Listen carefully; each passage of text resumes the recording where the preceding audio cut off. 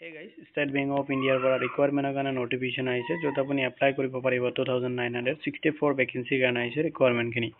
যদি আপুনি interested আৰু আপুনি যদি ভাবি আছে State Bank of India ত আপোনাৰ career আপুনি start কৰিব তো এইটো ভিডিও আপোনাৰ কাৰণে ভিডিওটো আপুনি হেওলৈকে চাব আৰু যেটো requirement details আছে মই systematic আপোনাক provide কৰিম আৰু এইটো ভিডিও চোৱাৰ পিছত যদি এইটো requirement related কোনো ধৰণৰ question থাকে আপুনি এইটো ভিডিওৰ comment sectionত comment কৰি দিব তাওক দেৰি নকৰি আজিৰ ভিডিওটো আৰম্ভ কৰো প্ৰথমতে আপুনি যিকোনো ব্ৰাউজাৰত ওপেন কৰি লব আৰু তাতে যদি আপুনি সাৰ্চ কৰে www.onlinesbi.sbi সাৰ্চ কৰিলে আপুনি ষ্টেট বেংক অফ ইণ্ডিয়া এনেকা আপুনি লিংক পাই যাব যেটো ষ্টেট বেংক অফ ইণ্ডিয়া তাতে আপুনি এটা ক্লিক কৰিব লাগিব আৰু যদি আপুনি তাতে ক্লিক এটা কৰিব কৰাৰ পিছত আপোনাৰ যেটো ষ্টেট বেংক অফ ইণ্ডিয়াৰ যেটো অফিচিয়েল পোৰ্টেল হয় তাতে আপুনি ৰিডাইৰেক্ট হ'ব পাৰিব এণ্ড মই অফিচিয়েল যেটো ৱেবছাইটৰ লিংক আছে মই এইটো ভিডিওটো আপোনাক প্ৰভাইড কৰি দিম এটা চাওক যেটো অফিচিয়েল নোটিফিকেশন আহিছে তাৰ ডিটেইলছ খিনি মই আপোনাক সিস্টেমেটিক প্ৰভাইড কৰিম state bank of India requirement 2025 ৰ কাৰণে আছে ৰিকুৱাৰমেন্ট খিনি য'ত আপুনি এপ্লাই কৰিব পাৰিব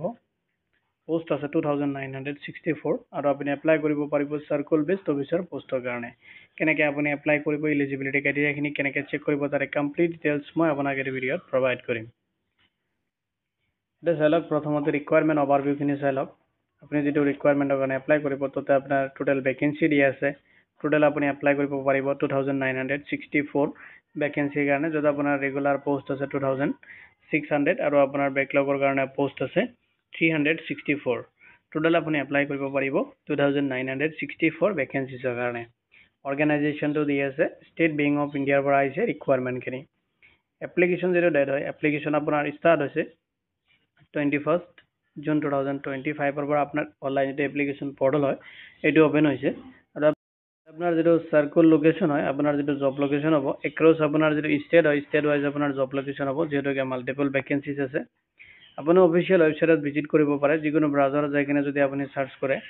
sbi.co.in বুলি তাতে আপুনি অফিচিয়েল যেটো ৱেবছাইট আছে তাতে ভিজিট কৰিব পাৰিব লগতে আপুনি ভিজিট কৰিব পাৰে www.onlinesbi.sbi সাৰ্চ কৰিলে আপুনি ষ্টেট বেংক অফ ইণ্ডিয়াৰ যেটো অফিচিয়েল ৱেবছাইট আছে তাতে আপুনি ভিজিট কৰিব পাৰিব এটা সব ভ্যাকেন্সি ডিটেইলছ খিনি দিয়া আছে যত আপোনাৰ ৰেগুলাৰ পোষ্ট যেটো দিয়া আছে নাম্বাৰ অফ পোষ্ট 2600 পোষ্টৰ কাৰণে আপুনি এপ্লাই কৰিব পাৰিব এণ্ড বেকলগ দি আছে আপোনাৰ 364 টোটাল আপুনি এপ্লাই কৰিব পাৰিব 2964 ভ্যাকেন্সিৰ কাৰণে এটা চালক পোষ্ট খিনি এপ্লাই কৰোতে আপুনি ফলো কৰিব লাগিব এলিজিবিলিটি ক্ৰাইটেৰিয়া খিনি যত আপোনাৰ সিস্টেমেটিক ভাবে দি আছে এলিজিবিলিটি ক্ৰাইটেৰিয়া আপুনি ফলো কৰিব লাগিব এডুকেশনাল যেটো কোৱালিফিকেশন বিচাৰিছে আপুনি গ্ৰেজুৱেচন কৰা হ'ব লাগিব এনে discipline from a recognized university পৰা যদি আপুনি কোনো গ্ৰেজুৱেচন ডিগ্ৰী কমপ্লিট কৰিছে আৰ্টছ কমাৰ্চ যিকোনো ষ্ট্ৰীমৰ পৰা হ'ব পাৰে তেতিয়াহলে আপুনি পোষ্ট খিনি কাৰণে এলিজিবল হ'ব লগতে বিচাৰিছে এক্সপেৰিয়েন্স তো আপোনাৰ মিনিমাম 2 ইয়াৰ্স এক্সপেৰিয়েন্স হ'ব লাগিব যিকোনো আপুনি শিডিউল কমাৰ্শিয়াল বেংক বা প্ৰাইভেট সেক্টৰ বেংক বা ৰুৰাল বেংকত যদি আপুনি মিনিমাম 2 ইয়াৰ্স আপুনি কোনো ধৰণৰ কাম কৰিছে তেতিয়াহলে আপুনি পোষ্ট খিনি কাৰণে এলিজিবল হ'ব এটা চাইলক চেক কৰিব লাগিব আপুনি এজ লিমিট খিনি এপ্লাই কৰোতে মিনিমাম এজ বিচাৰিছে 21 আৰু ম্যাক্সিমাম আপুনি এপ্লাই কৰিব পাৰিব 30 ইয়াৰ্স লৈকিনে এজ ৰিলেক্সেশন খিনি এপ্লিকেবল হ'ব এজ পাৰ দা গভৰ্ণমেন্ট যেটো ৰুলছ আছে এণ্ড নৰ্মছ সেইটো হিচাপত লোকেল যেটো ল্যাঙ্গুৱেজ চালক আপুনি যেটো পোষ্টৰ কাৰণে এপ্লাই কৰিব মানে সাৰ্কেল বেসড অফিচাৰৰ কাৰণে তাৰ যেটো সাৰ্কেল থাকিব আপুনি যেটো ষ্টেটৰ পৰা এপ্লাই কৰিব তাৰ যেটো লোকেল ল্যাঙ্গুৱেজ আছে এটা আপুনি ক'ব পৰা লিখিব পৰা জনা থকা হ'ব লাগিব এতিয়া চালক ইম্পৰ্টেন্ট ডেটস খিনি তো অনলাইন যেটো এপ্লিকেশন অলৰেডি স্টাৰ্ট হৈছে 21 June 2025 ৰ পৰা লাষ্ট আপুনি এপ্লিকেশনটো এপ্লাই কৰিব পাৰিব 30 June 2025 লৈকিনে আৰু আপোনাৰ যেটো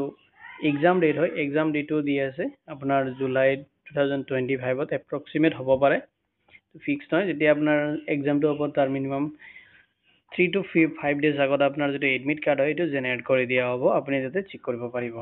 এটা চাইলক সিলেকশন প্ৰসেস খিনি আপোনাৰ কেনেকৈ হ'ব সিলেকশন খিনি চাইলক তো প্ৰথমতে আপুনি অনলাইন অবজেক্টিভ টাইপ টেষ্ট হ'ব আপুনি এখিনি দিব লাগিব